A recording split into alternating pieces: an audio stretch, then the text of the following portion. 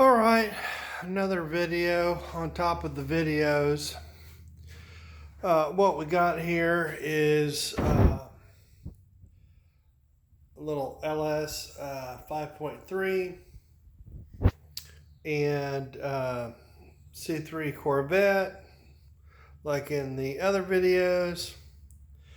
And basically, what's happened is bought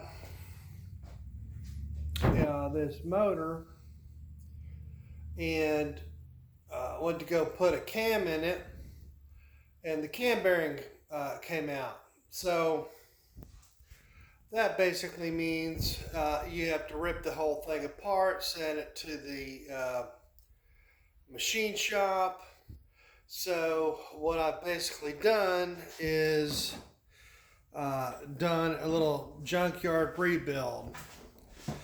I also bought a little cam for it, a little LS1 cam, 470, 480, and slammed it in there, cleaned the motor up. The motor looked like it had been gone through before, looked like the oil pump had been changed, oil pan had been taken off. So this is like the third pass through this motor, and it's got the little 862 heads on it. And it was just, I'm glad I did it now. I'm glad that I didn't just throw the motor in the car, because it probably wouldn't have lasted very long. The rod main bearings look great. The pistons look great. It just had a lot of, gum and miles on it, as far as the, gumminess. So anyway, got it back from the machine shop. I used the same head gaskets, cleaned them up. You can watch all the videos on YouTube about that, and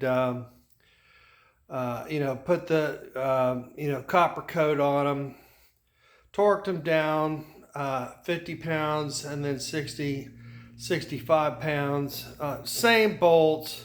It's just a standard junkyard engineer rebuild. But again, like I said, the pistons look like they're in pretty good shape. The cylinders were in pretty good shape.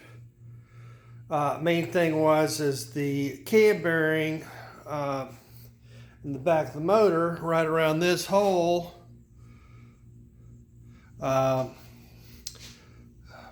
spun out and was junky. Now it turns out that that knock sensor right there in that hole had some water in it, and it was crusty and rusty, and that was most likely. Here's the knock sensor that was in it.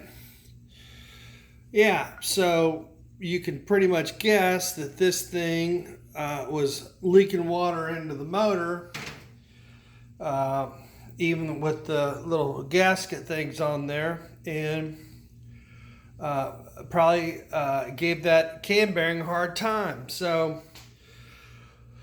no big deal, no harm, no foul. Got about $500, and the rebuild part of it, and I feel a lot better about it. It's got a better cam in it, and I think it'll last a lot longer. So tomorrow is going to be the big day.